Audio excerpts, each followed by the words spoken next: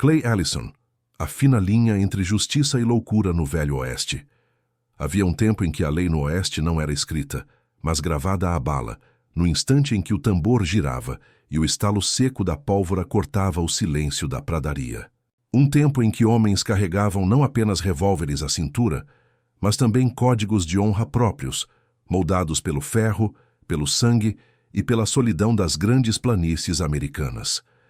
Clay Allison viveu exatamente nesse tempo e, de certo modo, foi ele quem moldou parte dessa lenda. Uma figura que ainda hoje desafia classificações: justiceiro ou assassino, louco ou herói. Um homem que, como tantos daquele período, morreu jovem, mas deixou marcas profundas, esculpidas em cada história contada ao redor de uma fogueira no deserto. Robert Clay Allison nasceu em 2 de setembro de 1841, nas colinas do Tennessee, em Waynesboro, em meio à tranquilidade aparente de uma fazenda. Filho de Jeremiah Scotland Allison, um homem profundamente religioso e proprietário de terras, e de Mariah Ruth Brown, Clay cresceu sob o peso de expectativas e tradições. Era o quarto entre 9 filhos, e desde pequeno mostrava sinais de um temperamento diferente. Os registros familiares falam de um garoto forte, teimoso e frequentemente isolado. Mas há um episódio, uma peça pequena desse quebra-cabeça, que lançaria sombras sobre toda a sua trajetória. Uma queda, ainda, criança, resultando em um trauma craniano. Segundo relatos, após aquele acidente, o comportamento de Clay mudou. Tornou-se imprevisível, irascível. Havia dias em que parecia em paz com o mundo e outros em que parecia pronto para incendiá-lo. A adolescência de Clay foi marcada pelo trabalho na fazenda da família e pelo convívio com histórias da fronteira. O país, naquela época, caminhava rápido para a guerra, uma guerra entre irmãos, entre estados, entre ideias. Quando a Guerra Civil estourou em 1861, Clay não hesitou. Alistou-se no exército confederado, como tantos jovens sulistas, levando consigo uma combinação perigosa de lealdade, orgulho e inquietação. Mas mesmo na guerra, Clay não se encaixava nos moldes convencionais. Pouco tempo após o alistamento, foi dispensado. Os médicos militares descreveram sua condição como parcialmente epiléptica e parcialmente maníaca. Em uma era em que a medicina ainda engatinhava na compreensão da mente humana, esse diagnóstico era praticamente uma sentença de exílio. Ainda assim, Clay voltou. Reenlistou-se na 9ª Cavalaria do Tennessee, servindo sob o comando do lendário general Nathan Bedford Forrest. Participou de escaramuças, emboscadas e batalhas. Viu homens morrerem ao seu lado, matou e sobreviveu. Quando a guerra terminou em 1865, o Sul estava arrasado. Para muitos ex-confederados, não havia mais lar para onde voltar. Clay Allison, como tantos outros, foi para o Oeste. E foi lá entre os desertos do Novo México e as planícies do Texas que ele se transformou, ou talvez que encontrou o espaço ideal para ser quem sempre foi. Ele se estabeleceu primeiro perto de Cimarrón, no território do Novo México. Tornou-se vaqueiro, criador de gado, e rapidamente ganhou reputação. Mas não era a reputação de um homem pacífico. Era conhecido por resolver disputas com as próprias mãos, ou com o revólver. Em pouco tempo, histórias começaram a circular. Histórias de Clay sacando mais rápido que qualquer um. De Clay bebendo até perder os sentidos e ainda assim acertando o alvo. De Clay olhando nos olhos de homens que duvidavam dele e mandando-os para o chão sem sequer piscar. Mas talvez o episódio que mais marcou o início de sua fama tenha sido o assassinato de Charles Kennedy. Kennedy era suspeito de matar viajantes em sua pousada, enterrando os corpos nas redondezas. Os rumores cresceram até que a população decidiu agir. Clay Allison liderou a turba. Invadiram a casa de Kennedy, capturaram-no, lincharam-no e, como sinal para os demais, cortaram sua cabeça e a exibiram na fachada de um prédio em Cimarrón. A mensagem era clara. Ali, a justiça não esperava julgamento. Ela chegava com um laço no pescoço e Clay Allison à frente da multidão. E foi aí que o nome dele começou a se espalhar. Homens do leste, jornalistas de Nova York, viajantes do Bus e Busne, Kansas, todos começaram a contar as mesmas histórias. À medida que a fronteira se expandia, os Estados Unidos criavam seus próprios mitos. Clay se tornou um deles. Alto, de olhos penetrantes, sempre armado. Um homem que falava pouco, mas agia rápido. Em 1874, um duelo mudaria para sempre sua lenda. Chunk Colbert, outro pistoleiro conhecido, decidiu que era hora de enfrentar Clay. O motivo? Uma mistura de rivalidade, orgulho ferido e histórias mal contadas. Marcaram o encontro em um restaurante. Sentaram-se frente a frente, pediram comida. O clima era tenso. Então, no momento exato, Colbert tentou sacar a arma, mas Clay já esperava. Um único tiro. Colbert caiu morto. Quando perguntado por que aceitou jantar com um homem que queria matá-lo, Clay respondeu com ironia: "Porque eu não queria mandar um homem para o inferno de estômago vazio." Essa frase correu os territórios como pólvora. Transformou Clay em uma figura quase mitológica, um justiceiro filosófico, cruel, mas justo. Um homem que matava por código, não por impulso. Mas a verdade era mais complexa. Clay se envolveu em diversas disputas locais, especialmente na Guerra do Condado de Colfax, no Novo México, uma disputa sangrenta entre colonos e barões de terras, que resultou em linchamentos, tiroteios e execuções sumárias. Mais uma vez ele esteve no centro. Em 1875, liderou a captura e o linchamento de Cruz Vega, acusado de matar o reverendo F. J. Tobey.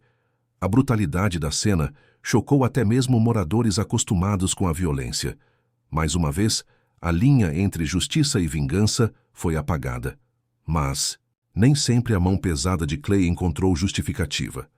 Em Las Animas, Colorado, ele e seu irmão John entraram em confronto com o policial Charles Faber.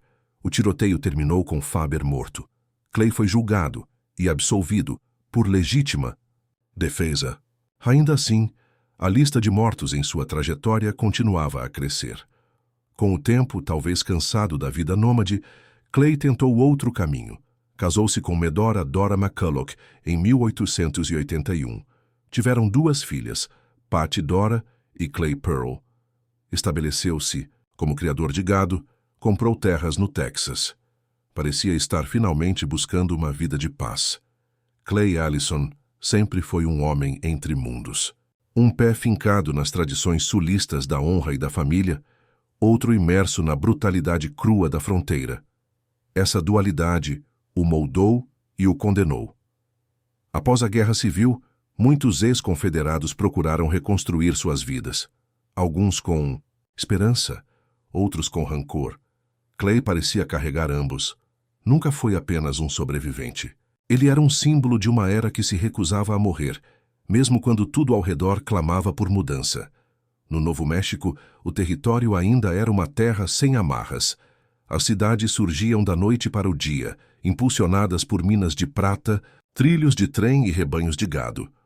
A lei, quando existia, era frágil. Xerifes eram nomeados por conveniência política ou por popularidade, muitas vezes mais perigosos que os criminosos que deveriam prender. Nesse cenário, homens como Clay encontraram espaço para florescer, ou para destruir. Por volta de 1870, já estabelecido em Cimarron, Clay virou parte central do tecido social da cidade. Mas sua presença era sempre ambígua.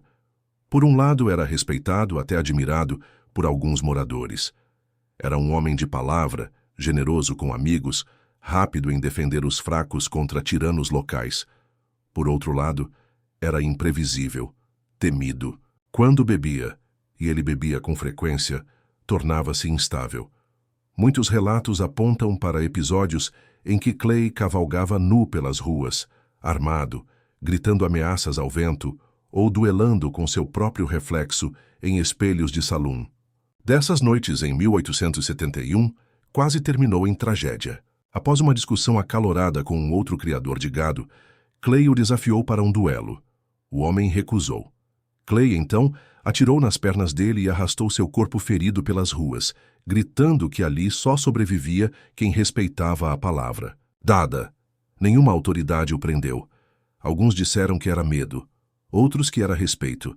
Mas a verdade é que, naquela cidade, Clay Allison era a lei, pelo menos enquanto ninguém mais estivesse disposto a enfrentá-lo, e ainda assim, ele não era um sociopata. Havia uma lógica interna em suas ações, por mais brutal que fosse. Clay operava sob um código próprio, uma espécie de justiça pessoal onde a intenção valia mais do que a letra da lei. Essa lógica ficou evidente em um dos episódios mais comentados de sua vida. O caso com o médico local, que ele acreditava ter matado seu irmão durante uma cirurgia mal-sucedida. Movido pela dor e pela raiva, Clay invadiu o consultório do médico com um revólver em punho. Mas ao olhar nos olhos do cirurgião, hesitou. Fez perguntas. Quis entender. E ao perceber que a morte havia sido acidental, abaixou a arma. Pediu desculpas, foi embora. O médico sobreviveu. Clay também. E o episódio virou lenda. Um lembrete de que, por mais perigoso que fosse, Clay ainda era guiado por alguma centelha de humanidade. Esses momentos de compaixão, no entanto, eram raros. A Guerra do Condado de Colfax, por exemplo, mostrou o lado mais impiedoso de Clay. O conflito começou como uma disputa de terras e poder, mas logo se transformou em uma guerra de nervos, de emboscadas e execuções sumárias. Clay escolheu um lado, o dos colonos contra os barões de terras que compravam títulos duvidosos e expulsavam famílias com violência. Durante esse período, Clay formou um grupo paramilitar. Patrulhavam os arredores, invadiam propriedades de inimigos políticos, sequestravam suspeitos. Foi quando o reverendo F.J. Tobey foi assassinado em circunstâncias misteriosas. A suspeita caiu sobre Cruz Vega, um conhecido aliado dos barões de terras. Clay não esperou provas. Capturou Vega com um grupo de homens, linchou-o em praça pública e exibiu seu corpo como um aviso. Dias depois, também matou o tio de Vega, Francisco Griego, em uma emboscada. Clay dizia estar fazendo justiça. Seus detratores o chamavam de assassino. Esses eventos chamaram a atenção nacional. Jornais de Nova York, Boston e até da Europa mencionaram Clay Allison. Para alguns, ele era o último verdadeiro pistoleiro honrado do Oeste. Para outros, um símbolo da barbárie que impedia o avanço da civilização. Nenhum dos dois lados estava totalmente errado. A década de 1880 trouxe mudanças. O Oeste começou a ser domado por ferrovia, telégrafo e burocracia. Os dias dos pistoleiros estavam contados. Clay tentou adaptar-se. Casou-se com Medora McCulloch em 1881. Uma mulher educada, de família respeitável. Tiveram 2 filhas e se mudaram para uma fazenda em Pecos, Texas. Clay reduziu o consumo de álcool, dedicou-se ao gado, investiu em propriedades. Em muitos aspectos, tornou-se um homem respeitável. Mas mesmo nessa fase, os fantasmas do passado nunca o deixaram. Certa vez, ao ser reconhecido por um antigo rival em um armazém, teve que sacar a arma para evitar ser atacado. Não matou, apenas feriu. Depois ajudou a tratar os ferimentos do adversário, como se isso pudesse apagar décadas de sangue derramado.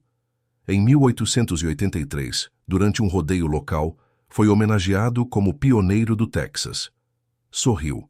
Acenou para a multidão. Mas nos bastidores, confidenciou a amigos próximos que sentia que o tempo dele havia passado. Disse: "O Oeste está se tornando um lugar civilizado. Não sei se eu tenho lugar nesse novo mundo." Essas palavras ressoam como uma despedida velada. 4 anos depois, em um acidente trágico, morreu sob a roda de sua própria carroça. Foi enterrado com honras simples. Amigos e inimigos vieram prestar respeito. A lápide, com a inscrição famosa, tornou-se ponto turístico. Hoje, o nome de Clay Allison aparece em museus, livros, séries e canções. Algumas versões o glorificam, outras o condenam. Mas todas reconhecem que ele encarnava algo essencial do Velho Oeste. A tensão permanente entre ordem e caos, entre vingança e justiça. Enquanto houver histórias sendo contadas sobre aquele tempo em que homens decidiam seus destinos ao som de um tiro, o nome de Clay Allison viverá. Não como herói, não como vilão, mas como lembrança crua e honesta de um tempo em que a sobrevivência exigia coragem e, às vezes, também crueldade.